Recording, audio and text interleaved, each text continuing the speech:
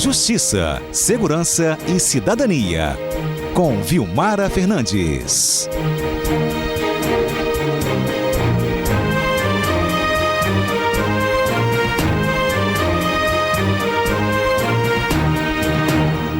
Olha, a gente continua nessa pauta da segurança, porque a Vilmara tem uma atualização sobre afastamento de policiais aqui no estado. Eu já tinha dito um pouco mais cedo com a participação da Jaciele, né, de policiais envolvidos, gente, na morte daquele casal em Cariacica, né?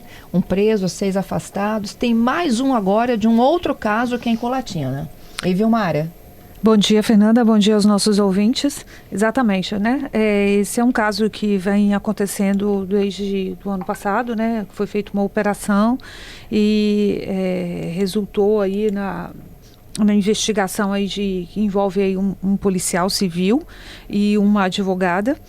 Já tinha havido um pedido do Ministério Público de afastamento, mas o que se chama de justiça de primeiro piso ou de primeiro grau, que é a que atua diretamente em Colatina, havia concedido algumas medidas cautelares, mas não o afastamento dessas pessoas. O Ministério Público fez um recurso e agora a primeira Câmara Criminal de Justiça, né, aqui no Tribunal de Justiça, ela aceitou o pedido, o recurso apresentado pelo Ministério Público e afastou o policial civil que está envolvido nessa situação lá em Colatina, que se trata de vazamento, a acusação é de vazamento de dados para o tráfico de drogas. Isso envolve uma operação que foi realizada no município e que, segundo o Ministério Público, a operação não foi bem sucedida, exatamente porque informações da operação haviam sido repassadas por este policial para a advogada que fazia a defesa dos criminosos. Essa é a acusação contra os dois. Então, o policial civil, a primeira Câmara, por decisão aí de todos os desembargadores, ele decidiu aí afastar o policial das suas atividades. A situação aconteceu em Colatina, a Polícia Civil já havia transferido ele para uma outra delegacia de Marilândia, mas o desembargador avaliou que é necessário que ele se afaste das funções e também determinou o chamado bloqueio de acessos a sistemas e todas as bases corporativas, recolhimento de credenciais funcionais, armas e tudo mais, e o bloqueio dos acessos, porque na avaliação do desembargador, ele continua tendo acesso às informações que transitam dentro da Polícia Civil com base nesses... É o que a gente chama de acesso, não tem outro nome, né? Todos nós temos hoje acesso a um celular, a um sistema, e ele tem como policial acesso, e na avaliação do desembargador isso aí não pode acontecer. Em relação à advogada, houve também um pedido de suspensão aí do exercício da profissão, mas o desembargador não concordou, manteve ela atuando e manteve as medidas cautelares, aquelas coisas de não poder sair do município, de comparecer em juízo, todas essas questões que normalmente são aplicadas aí. Nós estamos falando aí do policial Teruinter Zaquer Oliveira, né, que foi afastado aí por decisão da Justiça. Ocorre que a Polícia Civil informou que ainda não foi comunicada dessa decisão. E em função disso, como ela não foi intimada, ainda não realizou o afastamento oficial do policial. Mas informou aqui por nota que vai adotar todas as providências assim que isso ocorrer. E também acrescentou que já existe uma outra investigação sumária em andamento na Corregedoria para apurar possíveis transgressões disciplinares, podendo ao final também resultar em adoções de outras medidas, né? Uhum. A advogada é a doutora Natália dos Santos, ela que foi citada aí, mas que não teve afastamento. A defesa aí, Fernanda, do policial civil, discorda totalmente dessa decisão, né? Alegando que isso não corresponde à realidade, que ele é um policial técnico, profissional, que também é professor e que isso está dissociado da realidade, que esses fatos já aconteceram há algum tempo e que não impedem, assim, ele não está impedindo o andamento do processo. Então, eles avaliam que não deveria, essa decisão não alcança isso e não concordam e vão recorrer contra essa decisão. Eles chegam a falar que ela não se sustenta e que essa decisão vem justamente no momento que você citou anteriormente, em que estão ocorrendo aí, tomando-se decisões em relação a vários policiais aí no contexto da polícia, não só da Polícia Civil, como da Polícia Militar. Então ele diz que é uma decisão que surge nesse cenário, mas que ela não se sustenta porque o que existe dentro do processo, na avaliação deles, são meras suposições, conjecturas e que não tem um lastro de prova suficiente para a acusação.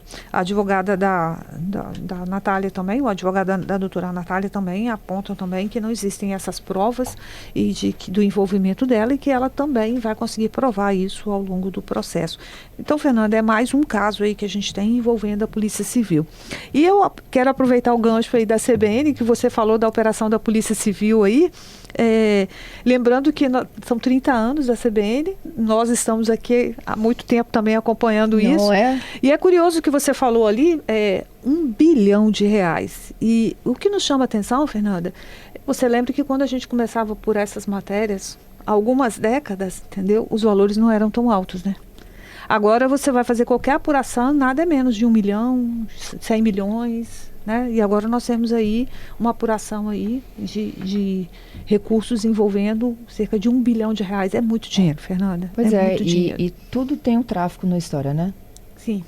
Tudo tem como pano de fundo, desvio de dinheiro, encobertamento de riqueza e alguém aí liberando alguma coisa para o tráfico. Como essas facções ganharam corpo, né? Não só ganharam corpo, Fernando, porque deixou de ser aquela atuação só daquele traficante de bairro que vendia uma droga ali. Isso acontece ainda, mas hoje essas grandes facções, que são organizações criminosas, elas já estão até migrando, algumas já migraram sua forma de atuação, mais com uma característica até empresarial, o que é muito ruim, né?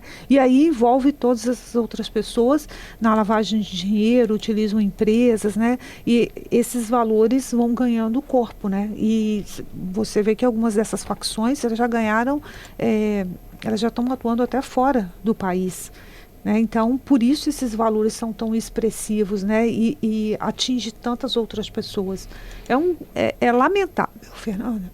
É lamentável essa situação. É lamentável. E, gente, a gente está falando aqui, né? A Vilmara trouxe um policial de Colatina, a Jaciele hoje 6, mais um que já estava preso, né? Esses outros 6 afastados, desse caso de Cariacica, né?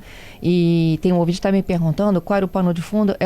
A princípio, entende-se que era uma briga de vizinhos, né? Eles eram vizinhos da ex-esposa desse policial que chegou lá e matou as 2 mulheres.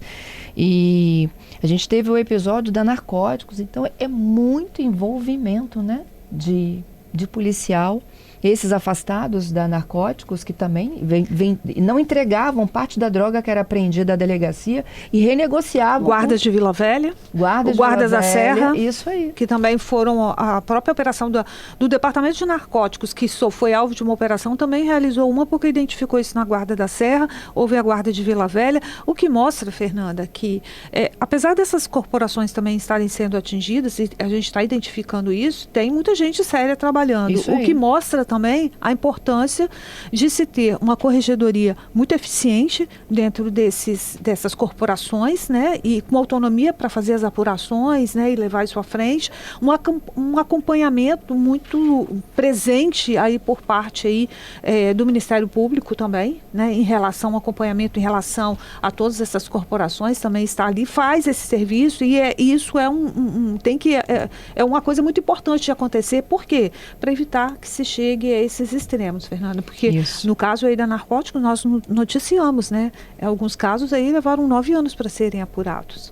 Então, uma década. Até o afastamento do chefe de polícia, né? Uma década, Fernanda, enfraqueceu muito tempo. O chefe de polícia. Então, assim, o que falta nas corregedorias dessas corporações para que elas fiquem mais firmes, mais fortes, mais atuantes, entendeu? Porque câmera corporal, gente. Sim. Câmera corporal, para não ter dúvidas da apuração, né? E você vê que no caso de Cariacica, como a presença das imagens foi importante. Sim. Né? Os diversos vídeos que foram gravados foram mostrando... E respostas que a polícia não deu ainda, porque como é que o policial já estava afastado, administrativamente estava dentro do quartel, né? porque respondia pela morte de uma outra pessoa, ele estava fardado, ele chega fardado para matar as mulheres. Pelo que a gente está apurando aí, ele mesmo afastado, ele está trabalhando, ele estava afastado do operacional, rua, no administrativo. Então, no administrativo, ele usa o uniforme, né? E aí, o crime aí envolve até outras ações que vão ser apuradas, né? Até checar se realmente a saída dele também, da forma como ele foi, se isso representa um crime militar, o que aconteceu de fato, porque isso tudo precisa ser apurado. Qual é a participação das outras pessoas, né? Precisa de uma apuração, Fernanda. Porque, assim, precisa ter clareza sobre tudo que envolveu, né? O que a gente sabe é que o casal foi assassinado, né? Isso aí. Elas foram assassinadas. Isso é fato. E quem assistiu não fez nada para evitar que elas Agora, fossem mortas. tudo o que aconteceu, né, nesse intervalo antes precisa ser apurado para também definir qual é a participação, qual é a culpa de cada uma dessas pessoas. Que tipo de culpa, que tipo de crime cometeram e qual deve ser a punição para cada um, né? Isso é importante de acontecer, né? E com o acompanhamento das devidas corregedorias, né, para que dê a punição correta, não só no âmbito criminal, mas no âmbito administrativo também. Gente, é isso. A própria Vilmara também, gente, tem como destaque aqui a morte do empresário na Praia da Costa. 5 vão a júri pelo crime. A Vilmara publicou essa coluna e a Juliana Morgado tem essa informação para a gente chegando. 5 pessoas apontadas como responsáveis pelo assassinato do empresário Wallace Borges Lovato vão a júri popular.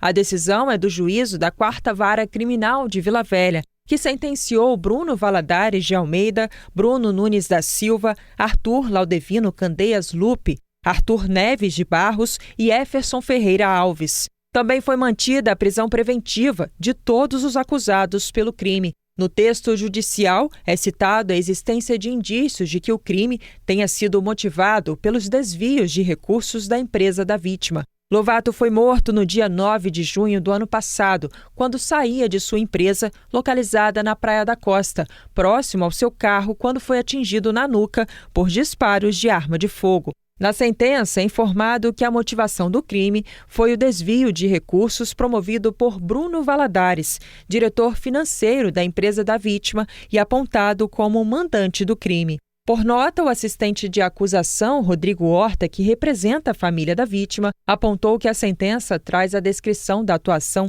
de cada um dos acusados como mandante, intermediários e executor. Destacou ainda que compete ao tribunal do júri a avaliação dos casos de homicídio. A defesa dos acusados não foi localizada. Com informações da coluna de Vilmara Fernandes, reportagem Juliana Morgado. É isso, né, Vilmara? Exatamente, Fernanda. Finalizando um caso bárbaro, né? De uma pessoa que foi assassinada saindo do trabalho, na rua, e aí tudo indica aí que por desvio de recursos, uma disputa, né?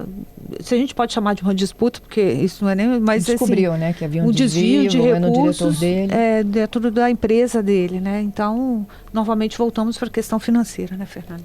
E aí, agora, foi até uma apuração rápida desse caso, né? E agora veio essa conclusão e eles houve essa sentença de pronúncia, né? Que é a que encaminha para o júri popular e eles vão agora, né, ser avaliados. Agora, quando é que vai acontecer? Que é sempre a pergunta que é feita, né? Quando a gente anuncia isso. Quando isso vai acontecer? Isso aí depende agora de uma série de trâmites. Do júri, né? Não só da agenda, mas também se essas pessoas vão recorrer, né? Porque temos alguns casos aqui no Espírito Santo que levam anos, né? Diante desses inúmeros recursos que são feitos para evitar, né? Para tentar mudar a sentença de pronúncia. Então, se não houver nenhum recurso, e aí, né, vai ser agendado. Mas a gente vai continuar acompanhando, Fernanda. Obrigada, Vilmara.